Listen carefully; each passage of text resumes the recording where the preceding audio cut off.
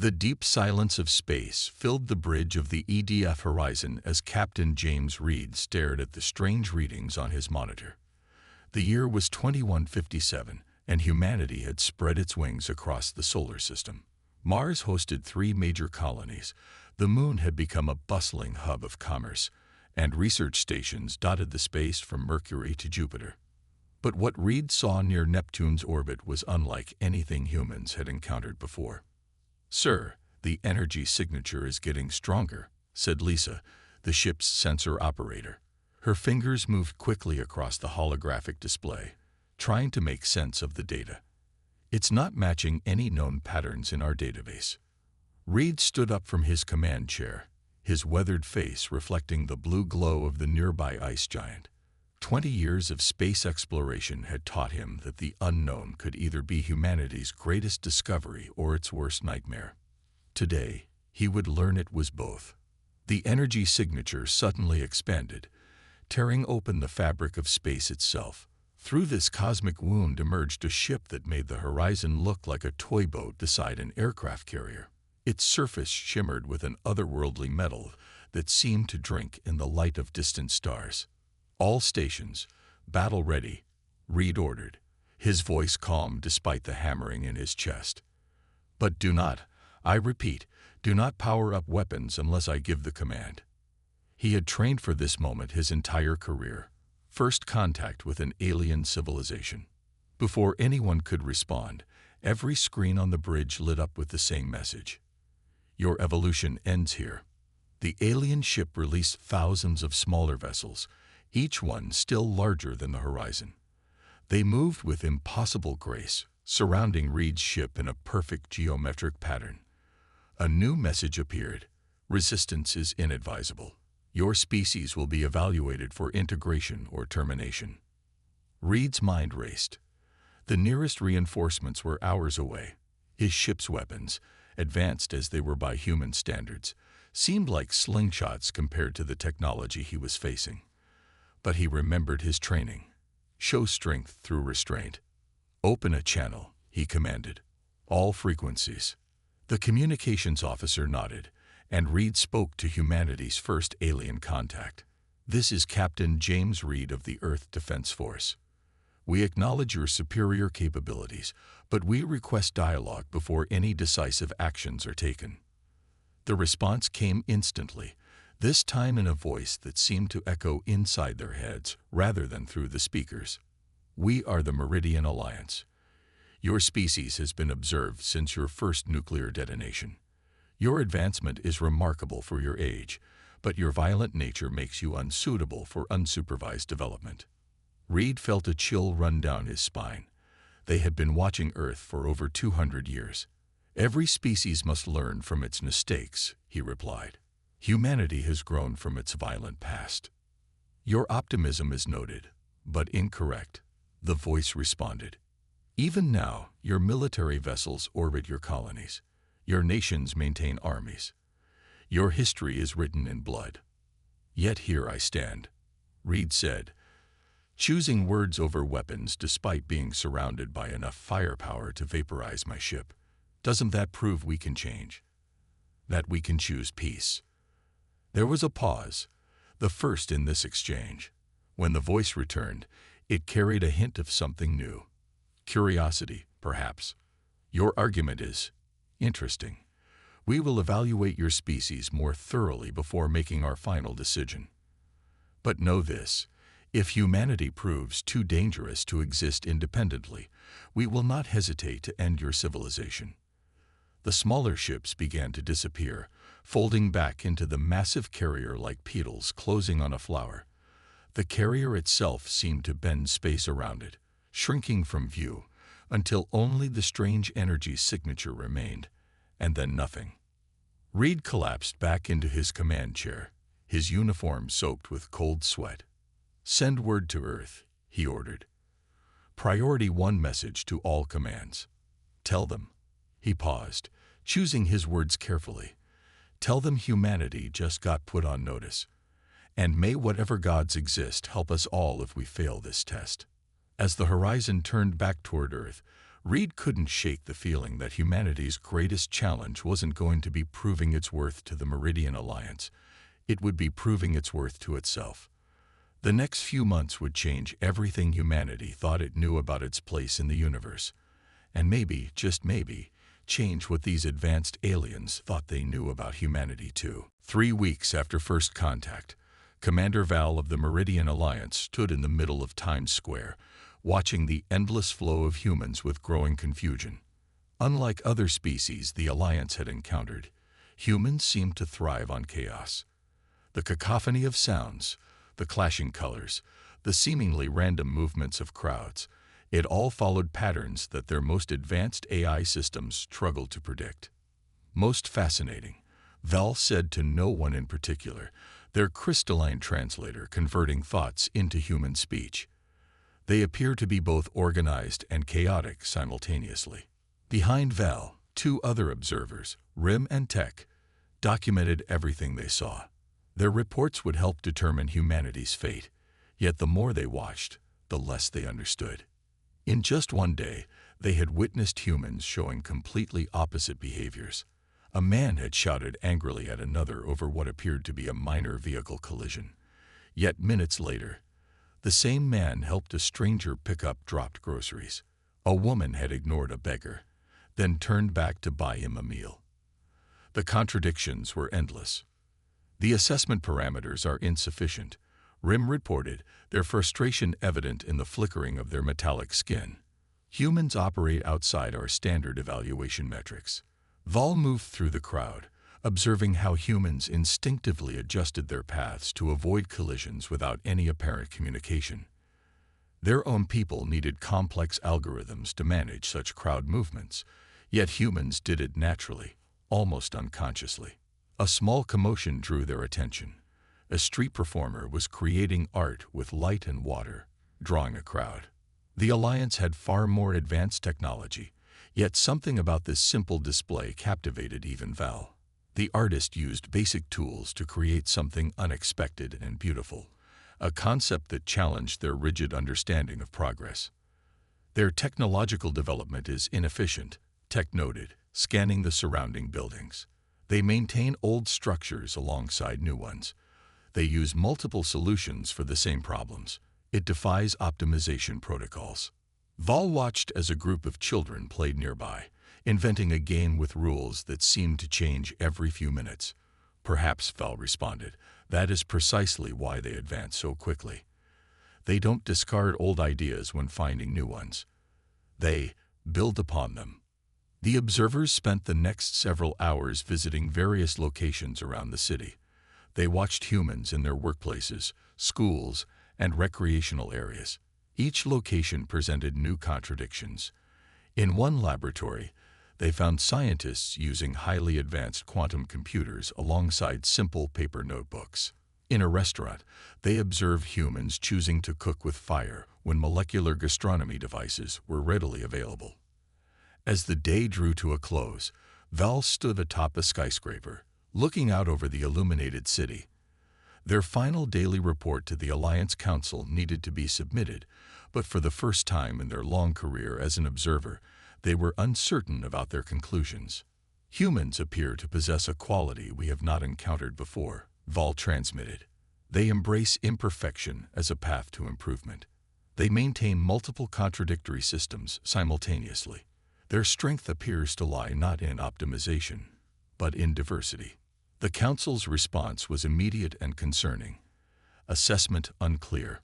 Provide decisive recommendation for species disposition. Val watched as the city below continued its chaotic dance of lights and movement. Humans were crossing streets against signals while others waited patiently. Cars honked in frustration, while others yielded politely. Music of different types clashed from various buildings, yet somehow formed its own unique harmony. Recommendation follows. Val transmitted. Current evaluation protocols insufficient for human assessment. Species demonstrates unprecedented adaptability through controlled chaos. Potential threat level. Significant. Potential value as allies. Equally significant. The Council was silent for several minutes before responding. Clarify threat assessment. Vol took one last look at the city before sending their final transmission of the day. Humans are dangerous not because they are primitive, but because they are primitive and advanced simultaneously. They maintain their animal instincts alongside logic. They preserve their barbaric strength while developing enlightened thoughts. If we cannot find a way to understand them, we may find ourselves facing an enemy that cannot be predicted, and therefore cannot be defeated. In the streets below, life continued its beautiful chaos, unaware that its very nature was challenging everything the Meridian Alliance had believed about civilization and progress. The question was no longer whether humanity would pass their test, but whether the Alliance was asking the right questions to begin with. The attack came at dawn. The Meridian Alliance ships appeared simultaneously over every major city on Earth, their massive forms blocking out the rising sun. Admiral Mary Thompson watched from the underground command center as the first energy beams cut through Earth's most advanced defensive shields like they were paper. "Status report," she demanded, her voice steady despite the chaos unfolding on the screens around her. "New York's outer defenses are down. London has lost all communications. Beijing reports their planetary defense grid is offline," her staff called out in succession, each report worse than the last. Mary clenched her fists. The Alliance had waited until humanity's Mars colonies were on the far side of the sun, cutting off any immediate support. A perfect tactical strike. Too perfect. "Get me Captain Reed," she ordered. In minutes, his face appeared on the main screen, his ship hiding in the asteroid belt. "James, they're using exactly what you predicted. Their attacks are too calculated, too precise. They're running everything through AI," Reed confirmed. "Every move is optimized for maximum efficiency." He paused, a glint in his eye. "And that's their weakness." Mary understood immediately. Because when everything is perfect, nothing is ready for chaos, Reed finished. She turned to her command staff. "New orders. Abandon all standard defensive protocols. I want every unit to act independently. No patterns, no strategies, pure human instinct." The order spread across what remained of Earth's forces.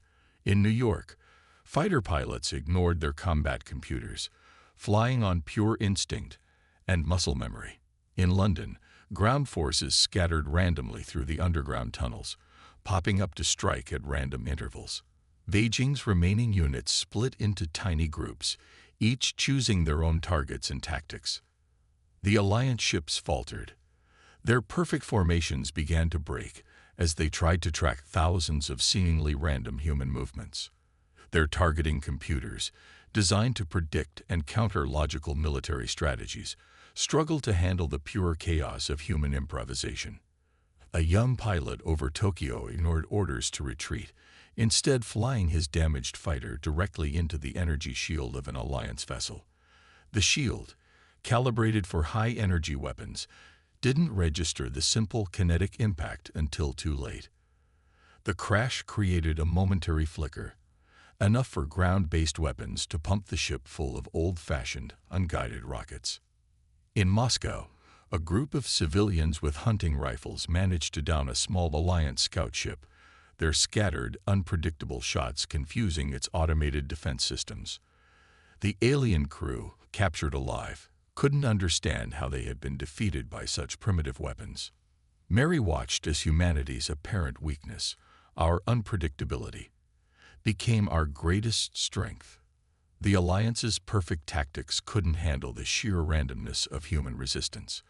Their ships, for all their power, were programmed to fight wars of logic and efficiency.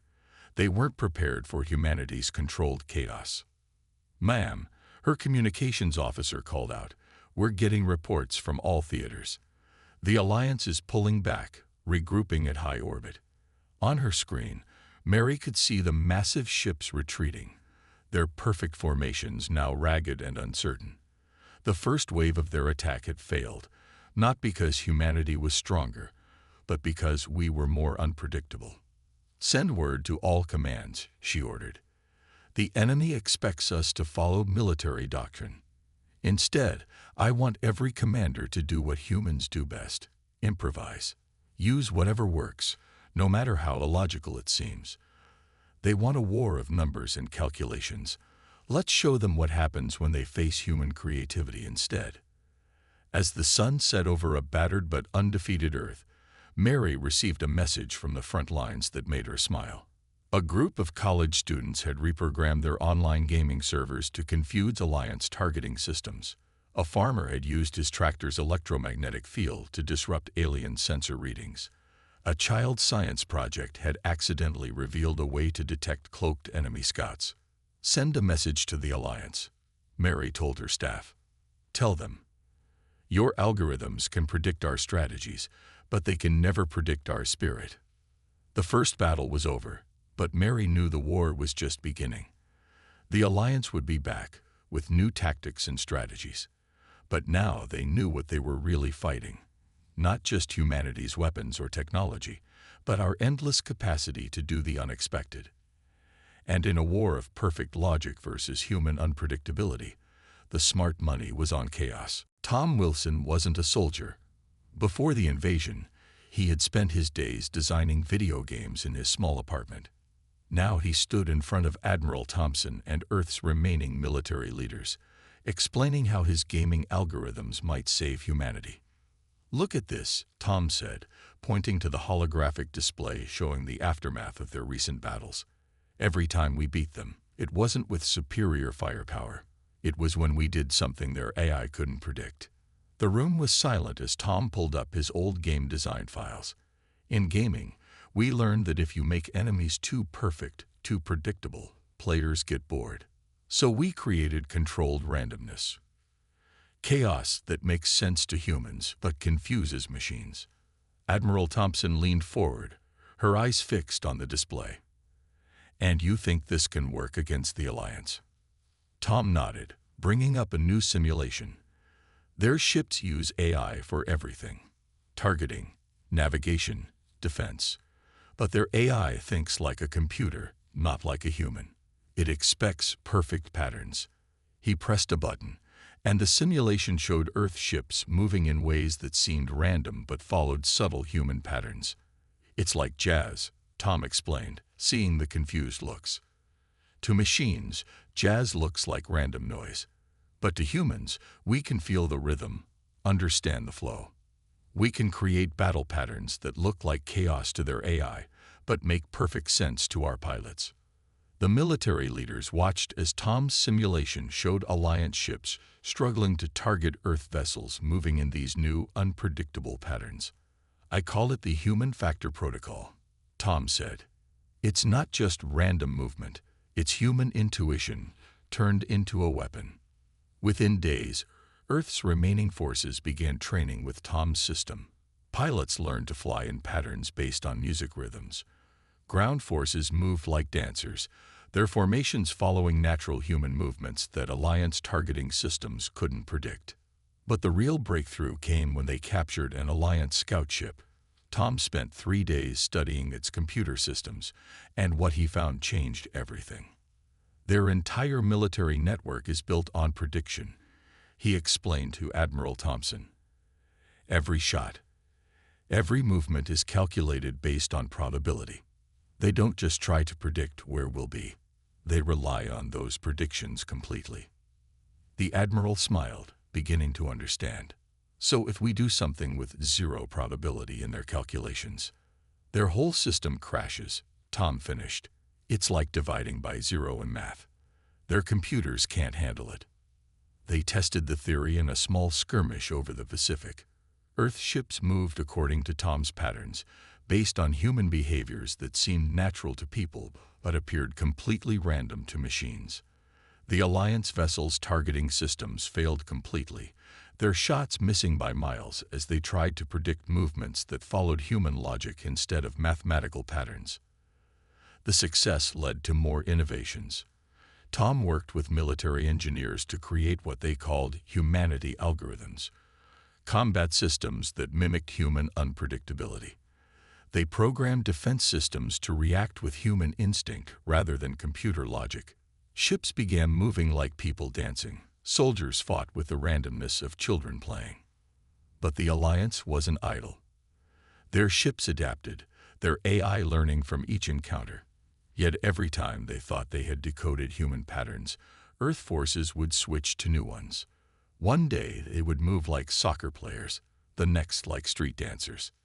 The beautiful thing about human behavior, Tom told his team as they worked on new patterns, is that it never runs out of ways to be unpredictable. The war entered a new phase. While the Alliance still had superior technology, they found themselves fighting an enemy they couldn't predict or understand. Their perfect machines struggled against human imperfection, their flawless calculations defeated by human intuition. As Tom watched Earth's forces implement his systems, he realized something profound. The Alliance had spent centuries perfecting their technology, making it more logical, more efficient. But in doing so, they had engineered out the very thing that made humanity strong, our beautiful, powerful chaos. Maybe, he said to Admiral Thompson one evening, as they watched Earth ships dancing through space like leaves in the wind, being perfectly logical isn't so perfect after all. Commander Peter Barnes stood in the darkness of the deep cave system, listening to the distant rumble of Alliance ships passing overhead. 6 months into the war, humanity had learned to live beneath the Earth's surface, turning the planet's natural caves and tunnels into a vast, hidden civilization. Status report on the new base, he whispered to his second-in-command, Amy. In these caves, even the smallest sounds could travel for miles through the rock. We've connected the Tennessee cave system to the Kentucky network, Amy replied softly. The miners helped us dig new tunnels. We can now move troops underground from Chicago to Atlanta without surfacing. Peter nodded, reviewing the glowing map on his wrist display. Humanity had become like ants, building an invisible empire right under the Alliance's feet. Their enemies' advanced sensors, designed to detect technology and energy signatures, struggled to penetrate the natural rock formations. A group of former coal miners passed by, leading a team carrying salvaged alien technology. They had become the heroes of this new underground war, their generations of knowledge about tunneling and cave systems proving more valuable than any military training. The water farmers are ready, Amy reported. They've set up hydroponic gardens in the lower caves. We can feed 10,000 people from this section alone. This was humanity's new advantage. While the Alliance controlled the surface, they couldn't understand why their victory felt hollow. They had expected humans to fight for cities and land, but instead, people had simply vanished underground, taking their knowledge and determination with them. In a large cavern that once served as a tourist attraction, Peter watched scientists working on their latest project. They had discovered that the cave crystals naturally interfered with Alliance scanning technology. Now they were growing artificial crystals, enhancing this effect. Commander, a young engineer called out, "We've finished modifying the captured Alliance weapon." She held up what looked like a standard Alliance energy rifle, but it had been rebuilt using Earth materials. It works better in the caves than it did originally. Something about the mineral content in the rocks amplifies the energy discharge. This was another surprise they had for the Alliance. Humans didn't just hide in the caves, they learned from them. The underground environment was changing their technology, forcing innovations that would never have occurred on the surface. Peter made his way to the command center, a vast natural chamber filled with stalactites and stalagmites. Between the ancient rock formations, high-tech displays showed the movements of Alliance forces above. They had learned to use the cave system's natural acoustics to track enemy ships, turning the Earth itself into a giant sensing device. "They're getting frustrated," Amy said, pointing to the erratic movement patterns of the Alliance ships. Their scans show no major human populations, no significant power signatures. As far as their technology can tell, humanity has just disappeared. Peter smiled. The Alliance had expected to fight a war of technology against technology. Instead, they found themselves fighting against the planet itself. Every cave, every tunnel, every underground river had become part of humanity's arsenal. A message arrived from another cave network. The Resistance had discovered a new type of fungus growing in the deep caves that could eat through Alliance metal but left Earth materials untouched. Scientists were already developing ways to use it as a weapon. "Send word to all bases," Peter ordered. "Tell them to keep expanding the networks. Every day we stay hidden is another day we learn more about fighting from the underground." As he watched his people work, Peter realized that humanity hadn't just adapted to cave life. They had embraced it. Children born in the caves could navigate the tunnels by touch alone. Farmers had developed new ways to grow food in darkness. Engineers had created technologies that worked better underground than they ever had on the surface. The Alliance held the surface of a planet that had become empty, while beneath their feet, humanity grew stronger every day. They had sought to drive humans from their homes, never realizing that humans could make a home anywhere, even in the darkest places beneath the Earth. "You know what's funny?" Peter said to Amy as they watched new tunnels being dug. "They forced us underground thinking it would break us. Instead, they just helped us discover strength we never knew we had." Dr. Alice Cooper hadn't slept in 3 days. She stood in her underground laboratory, surrounded by pieces of salvaged Alliance technology and the remains of their latest breakthrough. The captured alien ship's brain lay open on her workbench, its crystal matrices glowing softly in the dim light. "Run the test again," she told her team, rubbing her tired eyes. They had been trying to interface human brainwave patterns with Alliance technology for months. Every failure taught them something new, but time was running out. The Alliance had begun using new weapons that could detect underground bases. 3 Resistance strongholds had been lost in the past week alone. They needed a breakthrough, and they needed it now. "Doctor, look at this," called out Mike, one of her younger researchers.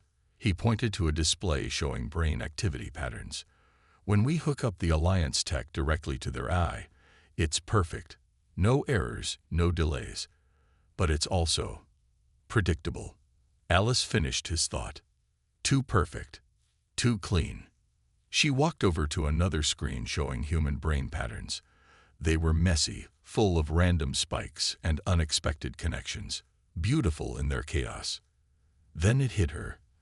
They had been trying to make human minds think like Alliance computers. They needed to do the opposite. "Quick, get me the neural interface from the captured ship," she ordered. "And someone find Tom Wilson. I need his chaos algorithms." Hours later, Admiral Thompson and Commander Barnes stood in Alice's lab, watching as she demonstrated their discovery. On one screen, an Alliance targeting system tried to lock onto a moving object. On another screen, the same system guided by human brainwaves did the impossible. "The Alliance made their technology too perfect," Alice explained.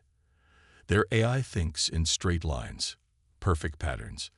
But human brains," she pointed to the chaotic but effective movements of their hybrid system. "We think in leaps and bounds. We make connections their logic can't follow." "Can we replicate this?" Thompson asked, already seeing the military possibilities. Alice nodded. "We've already modified 20 captured Alliance weapons. They're not just working better. They're working in ways the Alliance never imagined. Their own technology, enhanced by human creativity, becomes something entirely new." The discovery spread quickly through the Resistance. Engineers began retrofitting captured Alliance ships with human neural interfaces. Weapons that once fought with cold precision now moved with human intuition. Defense systems that relied on perfect calculations learned to anticipate like a human. The first test of their breakthrough came a week later. An Alliance strike force detected a major underground base in what used to be Australia. They expected to find humans hiding in caves. Instead, they found themselves facing their own technology, transformed by human minds. Earth ships moved with impossible grace, guided by pilots whose brainwaves spoke directly to the alien engines. Defense systems predicted Alliance attacks not through calculations, but through human instinct. Even the environment seemed to fight alongside the humans, as their hybrid technology worked in harmony with the planet's natural features. The Alliance forces retreated in confusion. Their perfect machines, their flawless tactics, meant nothing against weapons that could think like humans. Reports flooded their command centers. Their own technology was being used in ways their simulations said were impossible. In her lab, Alice watched the battle data with satisfaction. "They gave us the tools to beat them," she told her team. "They just didn't expect us to improve them." A captured Alliance commander, watching human operators connect mentally with their ships, finally understood their crucial mistake. They had spent centuries removing the organic element from their technology, making it pure and logical. Humans had put it back in, making it stronger. "Send word to all resistance cells," Admiral Thompson ordered. "Operation Hybrid is now active. Every captured piece of Alliance tech gets upgraded with human interfaces. Let's show them what their perfect machines can really do when they learn to think like us." As humanity's hybrid forces began pushing the Alliance back, Alice returned to her lab. The real victory wasn't just in beating the Alliance's technology. It was in proving that human imperfection, our messy, creative, chaotic way of thinking, was actually our greatest strength. Sometimes, she told her team as they prepared to upgrade more Alliance technology, the best way to improve something perfect is to make it a little more human. Ambassador John Blake stood on the bridge of the hybrid ship Peacemaker, watching Earth grow smaller in the viewport. After a year of war, he was leading a delegation to the Meridian Alliance's home system. But this wasn't a surrender mission. It was an invitation to change everything. "They're approaching," Captain Reed announced from his command chair. The same man who had faced the first Alliance ship now commanded humanity's most advanced vessel, a perfect blend of Alliance technology and human creativity. 3 massive Alliance ships appeared ahead of them. Their perfect formation hadn't changed, but something was different. They were keeping their distance, showing what humans had learned to recognize as uncertainty. "Open a channel," John said, straightening his jacket. "Let's show them what they've been fighting against all this time." The main screen lit up, showing the Alliance High Command. Their crystalline forms shimmed with internal light, their expressions unreadable to human eyes. But their next words showed clear confusion. "You approach in 1 ship," their leader stated. "Your weapons are powered down. Our analysis suggests this is either supreme confidence or extreme foolishness." John smiled. "Or perhaps it's something your analysis can't categorize. That's why we're here. Not to fight, but to show you what you've been missing." He nodded to Dr. Cooper, who activated their ship's special modification. The Peacemaker's hybrid systems began broadcasting on all frequencies, not just data, but the full spectrum of human experience. Art, music, dreams, hopes, fears, everything that made humanity what it was. "What is this?" the Alliance leader demanded as their ship's sensors tried to make sense of the transmission. "This is humanity," John replied. "Not just our technology or our fighting spirit, but our soul. You tried to judge us by how well we fit your perfect patterns. We're here to show you why those patterns need to change." Through the hybrid systems, they shared everything. They showed how human chaos had improved Alliance technology. They demonstrated how underground bases had created new ways of living. They revealed how the combination of human creativity and Alliance precision had opened up possibilities neither side had imagined. "Your civilizations advance in straight lines," John explained. "Always forward, always perfect. But look at Earth's history. We go forwards, backwards, sideways. We try, fail, and try differently. And every time we fall, we get back up stronger." The Alliance ship's perfect formation shifted slightly. Their sensors were fully focused on the stream of human consciousness flowing from the Peacemaker. "You saw our conflicts and called us primitive," John continued. "But each conflict taught us something new. You saw our chaos and called it weakness. But that chaos lets us adapt in ways your perfect systems never could." He gestured to his mixed crew, soldiers, scientists, artists, and dreamers. "Look at what we did with your technology. We didn't just copy it. We transformed it. We made it better by making it more like us, beautifully imperfect. Hours passed as the Alliance absorbed everything. They witnessed Earth's art and music, saw how humans had turned underground caves into gardens of innovation, watched children play games that no computer could predict. Finally, the Alliance leader spoke again. Their tone had changed, carrying something new: wonder. We sought to evaluate your species' worth based on our standards. We never considered that our standards might be what needed evaluation. The Alliance ship's formation broke completely, rearranging into a pattern that looked almost human in its organic irregularity. We offer you a choice, John said. Continue this war, fighting against an enemy that grows stronger with every failure, that learns from every defeat, that turns your own perfection against you. Or join us in something new, a partnership where your precision and our creativity could change the galaxy. The Alliance's response wasn't immediate. It wasn't perfect. It was wonderfully, beautifully uncertain, just like humanity had taught them to be. Perhaps, their leader said finally, it is time for the Meridian Alliance to embrace a little chaos. As the Peacemaker's crew celebrated, John looked back toward distant Earth. The Alliance had tried to wage war on humanity, never realizing that their greatest mistake wasn't in underestimating our weapons or our resolve. Their mistake was in thinking that humanity needed to be perfect to be powerful.